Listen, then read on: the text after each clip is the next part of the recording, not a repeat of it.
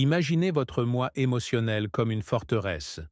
Vous avez passé toute une vie à la construire, pierre lourde après pierre lourde. Ces murs sont conçus pour être hauts et épais, conçus pour résister à toute attaque que vous pourriez subir. Les flèches acérées de la critique, les béliers du rejet, le siège lent et corrosif de la trahison. De l'extérieur, elle a l'air imposante, solide, un monument à votre force. Pourtant, vous connaissez la vérité. Vous la ressentez dans les moments calmes de la nuit. Un seul mot imprudent de quelqu'un qui vous est cher peut ressembler à un profond tremblement. Un frisson qui parcourt toute la structure. Une petite déception peut envoyer une fissure capillaire parcourir les murs mêmes auxquels vous faisiez confiance pour vous protéger. Vous vous retrouvez debout dans le froid, vous demandant pourquoi. Pourquoi, après tout ce travail, tout ce renforcement, votre forteresse vous semble-t-elle si profondément fragile? Pourquoi la douleur d'un échec passé résonne-t-elle encore dans ces couloirs? C'est la question silencieuse qui hante tant d'entre nous.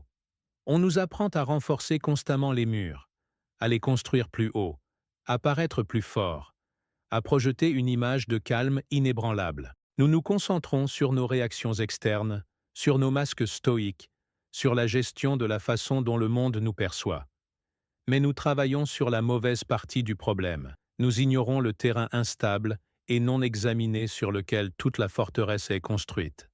Carl Jung, un maître architecte de la psyché humaine, l'a compris mieux que quiconque. Il a proposé une idée radicale. Une défense véritablement imprenable n'est pas celle qui repousse chaque attaque, mais celle dont les fondations sont si profondes, si solides et si bien comprises, qu'elle peut absorber n'importe quel choc sans s'effondrer. Ce voyage ne consiste pas à devenir intouchable. Il s'agit de devenir inébranlable. Il ne s'agit pas d'ajouter une autre couche de pierre à vos murs déjà lourds.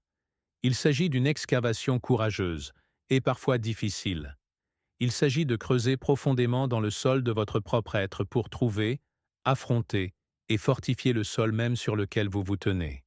C'est le chemin vers une force qui n'a pas besoin de s'annoncer, une paix qui ne dépend pas du silence des autres. La question est, êtes-vous prêt à aller plus loin?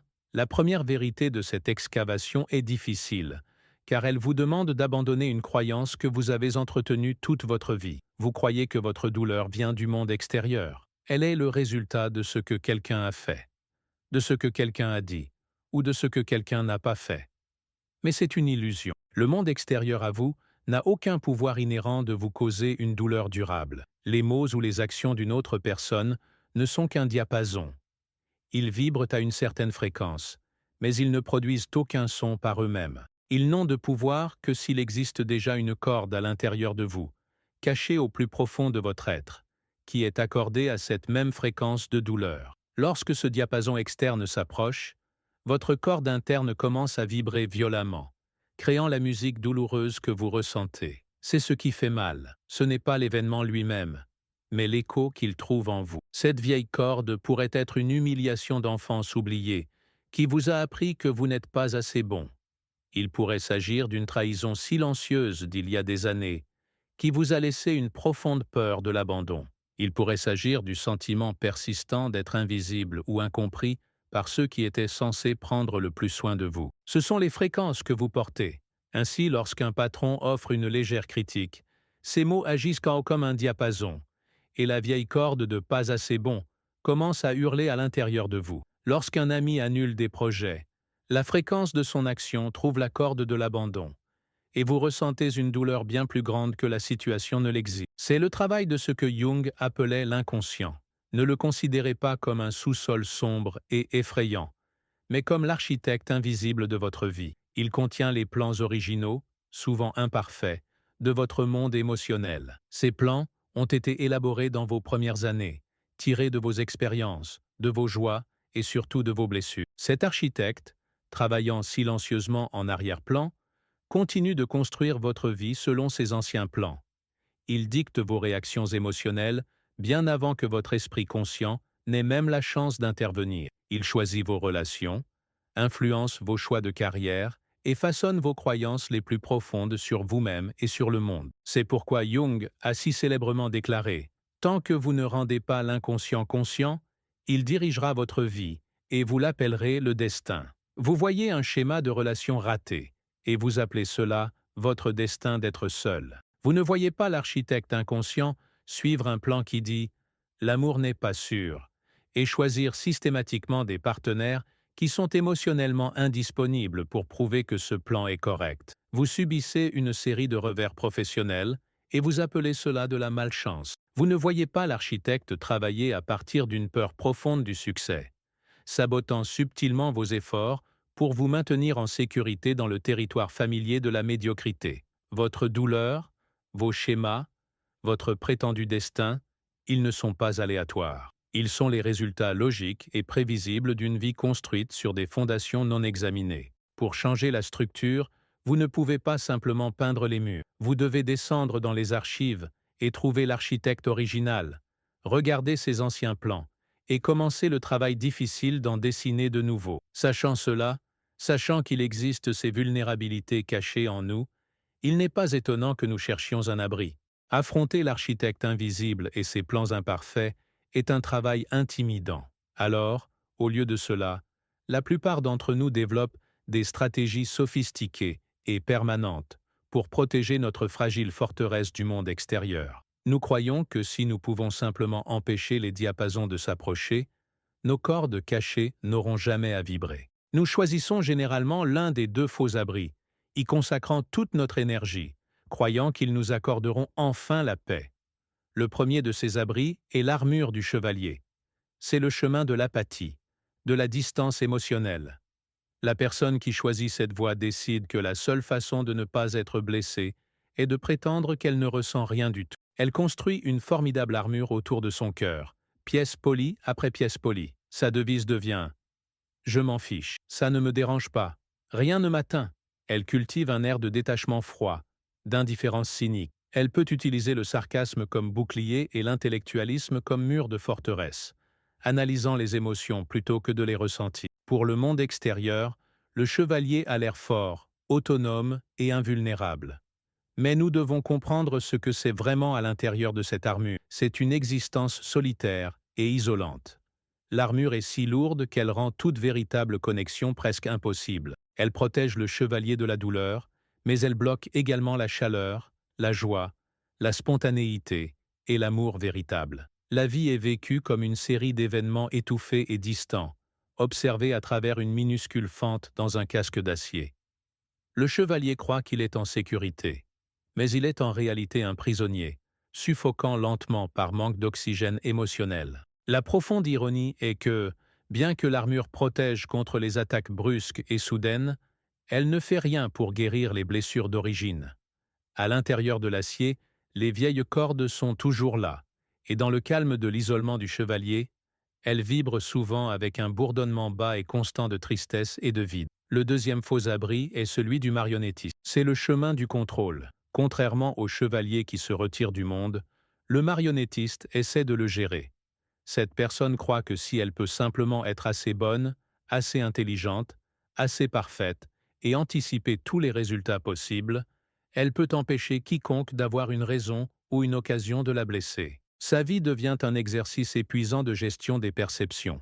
Ce sont les personnes qui veulent plaire à tout le monde et qui se tordent dans tous les sens pour rendre tout le monde heureux. Ce sont les perfectionnistes qui vivent dans la peur constante de faire une erreur. Ce sont les inquiets qui essaient de prédire et de résoudre tous les problèmes potentiels avant qu'ils ne surviennent. Le marionnettiste ressent un sentiment temporaire de pouvoir en tirant toutes les ficelles, en orchestrant le monde autour de lui pour créer une illusion de sécurité.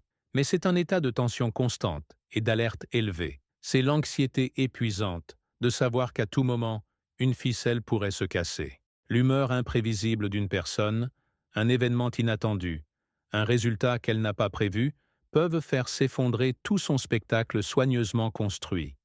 Le marionnettiste n'est pas en paix. C'est la personne la plus stressée de la pièce, travaillant, jouant et s'adaptant constamment, terrifiée par le moment où elle perdra inévitablement le contrôle. Tout comme l'armure du chevalier, les ficelles du marionnettiste sont une solution externe à un problème interne. Son activité frénétique est une tentative désespérée d'empêcher le monde de toucher ses blessures intérieures, mais elle ne fait rien pour les guérir. Elle ne fait qu'ajouter une couche d'épuisement profond à sa douleur existante. Alors, Que devons-nous faire si l'armure du chevalier nous étouffe et que les ficelles du marionnettiste nous épuisent? Quel chemin reste-t-il? Nous avons établi la source de notre douleur dans les fondations non examinées de notre psyché. Nous avons vu l'échec de nos stratégies de protection les plus courantes. C'est le point où beaucoup de gens abandonnent, se résignant à une vie à l'intérieur de leur armure ou à une vie de contrôle frénétique et anxieux. Mais c'est aussi le point où le véritable voyage commence. Il exige un changement radical de perspective. Il exige que nous cessions de considérer notre douleur comme l'ennemi. On vous a appris toute votre vie à détester votre souffrance, à la considérer comme un signe de faiblesse, un dysfonctionnement de votre système, une substance toxique qui doit être évitée à tout prix. Mais Jung la voyait différemment. Il voyait la douleur comme l'ingrédient essentiel du feu de l'alchimie. Dans l'alchimie ancienne, le but était de transformer le plomb sans valeur en or précieux. La douleur, dans cette optique, est le plomb. Elle est lourde, sombre et apparemment sans valeur. Mais c'est aussi la matière première même qui, lorsqu'elle est soumise à la chaleur transformatrice de la conscience et du courage, peut être transformée en l'or de la sagesse, de la compassion et de la véritable force inébranlable. La douleur n'est pas une malédiction. C'est un messager. C'est le système de rétroaction de votre âme. C'est le langage que votre moi le plus profond utilise pour attirer votre attention lorsque vous vous êtes trop éloigné de votre chemin authentique. Jung avait une belle façon de décrire cela. Il disait que la dépression est comme une dame en noir. Si elle apparaît à votre porte, ne la repoussez pas. Invitez-la à entrer, offrez-lui un siège et écoutez patiemment ce qu'elle est venue vous dire. Mais la plupart d'entre nous font le contraire. Lorsque la dame en noir arrive, nous lui claquons la porte au nez. Nous montons le volume de la télévision. Nous nous versons un verre. Nous nous occupons du travail. Nous faisons défiler sans fin nos téléphones. Nous faisons tout pour noyer son cou. Mais elle est persistante. La douleur ignorée ne disparaît pas simplement. Elle trouve juste d'autres moyens de faire passer son message. Elle creuse des tunnels sous votre forteresse. Elle se déguise en anxiété chronique, en colère explosive, en apathie terne qui draine la couleur de votre vie. Elle alimente des impulsions autodestructrices que vous ne comprenez pas. La dame en noir n'est pas votre ennemie. Elle est venue avec un message vital. Elle ne parle pas de vos échecs. Elle parle de votre négligence. Elle pointe les parties de vous-même que vous avez abandonnées, les rêves que vous avez trahis, les vérités que vous refusez d'affronter. Elle est là pour vous dire que la façon dont vous vivez n'est plus viable. C'est pourquoi la véritable croissance fait mal. Elle naît d'une friction interne. Il y a une partie de vous, votre âme, qui réclame une transformation, une expansion. Et il y a une autre partie de vous, votre ego, qui est terrifié par le changement. L'ego est le gardien de la forteresse. Son seul travail est de maintenir le statu quo, de garder tout prévisible et sûr, même si cette sécurité est une prison. La douleur que vous ressentez est la tension entre ces deux forces puissantes. C'est la douleur de lâcher prise des vieilles croyances qui ne vous servent plus. C'est la douleur de couper les liens avec des personnes ou des situations qui vous maintiennent petit. C'est la douleur de permettre à l'ancienne version familière de vous-même de mourir, afin qu'une nouvelle version plus authentique puisse naître. Ce processus est une forme de deuil. C'est une mort et une renaissance interne. Mais c'est seulement dans cet espace de déconstruction, lorsque les anciennes certitudes se sont effondrées et que la douleur vous a dépouillé, que quelque chose de nouveau peut être construit sur une base solide. Le feu de l'alchimiste est chaud, mais il n'est pas là pour vous détruire. Il est là pour vous purifier. Il est là pour brûler tout ce qui n'est pas vraiment vous, ne laissant que l'or indestructible de votre vrai moi. Si la douleur est le messager qui montre le chemin, alors l'individuation, comme l'appelait Jung, est le voyage lui-même. C'est le processus actif et conscient de devenir qui vous étiez censé être. C'est la grande excavation dont nous avons parlé au début. Ce n'est pas un processus passif d'attente de l'illumination. C'est un travail pratique et concret. Il peut être décomposé en 3 étapes fondamentales, comme une fouille archéologique dans les couches du moi. La première étape sur ce chemin est peut-être la plus humiliante. Vous devez rencontrer votre ombre. L'ombre est le terme que Jung utilisait pour désigner toutes les parties de vous-même que vous avez reniées, refoulées et rejetées. C'est tout ce que vous avez décidé être inacceptable, alors vous l'avez caché dans l'inconscient, non seulement du monde, mais de vous-même. Elle contient votre envie, votre avidité, votre colère, votre vulnérabilité, votre paresse, vos insécurités, tous les traits que l'on vous a appris être mauvais. Parce que nous nions ces parties de nous-mêmes, nous sommes obligés de les voir chez les autres. C'est pourquoi vous pouvez avoir une aversion si forte et irrationnelle pour certains types de personnes. Ce collègue arrogant qui vous rend fou peut porter la confiance que l'on vous a appris à réprimer. Cette personne que vous jugez paresseuse peut refléter la partie de vous qui a désespérément besoin de repos, mais que vous refusez de reconnaître. La personne trop gentille, qui ne supporte pas les personnes égoïstes, est souvent en guerre avec ses propres besoins et désirs profondément refoulés. Rencontrer votre ombre, ce n'est pas devenir ces choses négatives, c'est simplement avoir le courage de reconnaître. Cela aussi fait partie de moi. C'est retirer votre jugement des autres et reconnaître le même potentiel en vous-même. Cet acte seul est profondément puissant.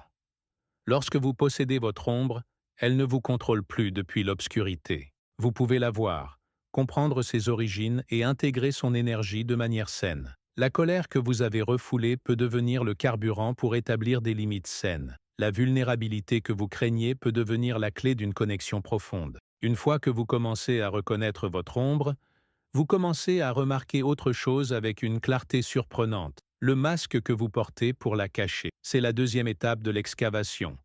Le démantèlement de la persona. La persona est votre masque social.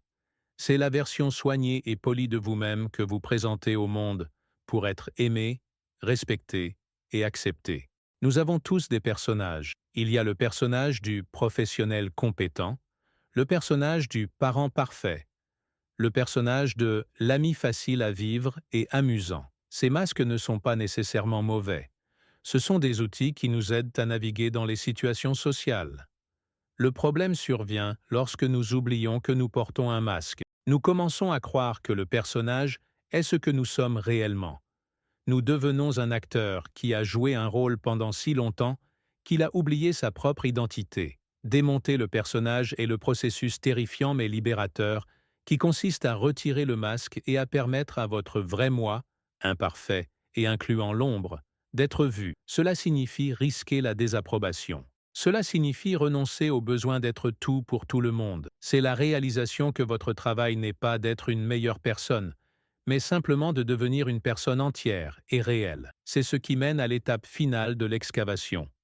Trouvez votre centre. Jung appelait cela le soi, avec un S majuscule. Après avoir reconnu l'obscurité de votre ombre et retiré la fausse façade de votre personnage, vous êtes capable de vous connecter à ce qui était en dessous depuis le début, le noyau intégré, entier et inébranlable de votre être. Ce n'est pas votre ego.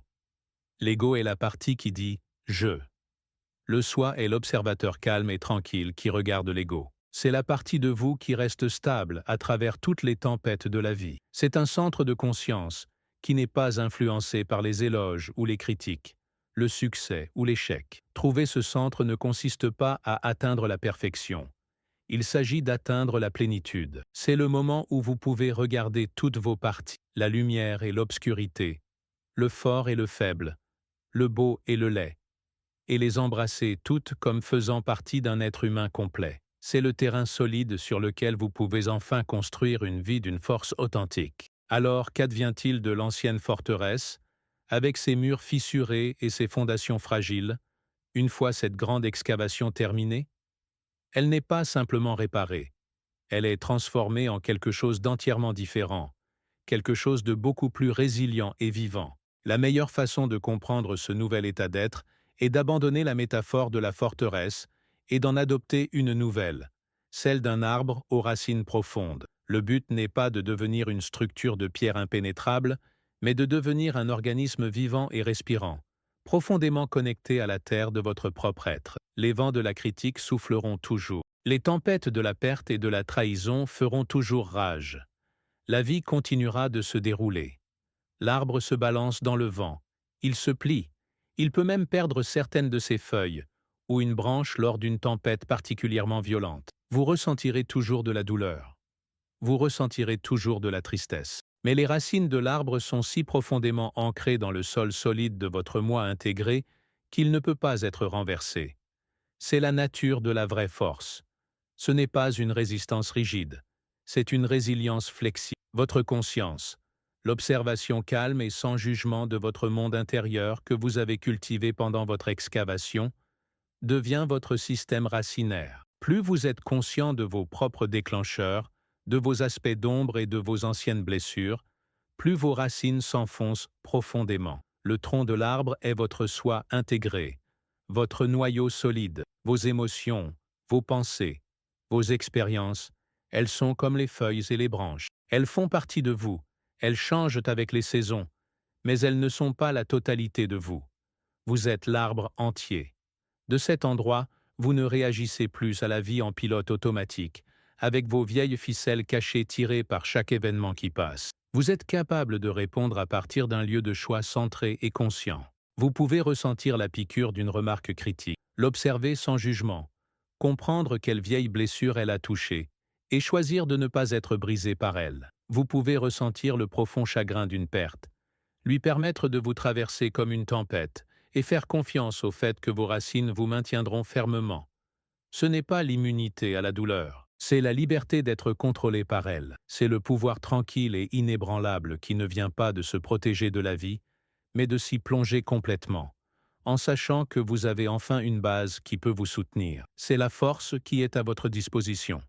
C'est un voyage de l'extérieur vers l'intérieur. Un voyage de la construction de murs extérieurs à l'excavation de fondations internes. Un voyage d'une forteresse de pierres fragiles à un arbre vivant aux racines profondes. Le monde ne cessera jamais de vous tester. Les diapasons des actions et des paroles des autres ne cesseront jamais de vibrer.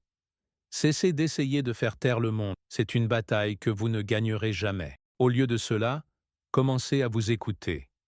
Commencez le travail de compréhension de votre propre musique intérieure, de vos propres ficelles cachées, de votre propre plan émotionnel unique. Le voyage intérieur est le seul chemin pour devenir vraiment inébranlable. C'est l'aventure la plus difficile et la plus enrichissante qu'un être humain puisse entreprendre. Alors ne choisissez pas simplement la conscience comme une idée passive. Choisissez de prendre votre pelle. Votre excavation commence maintenant.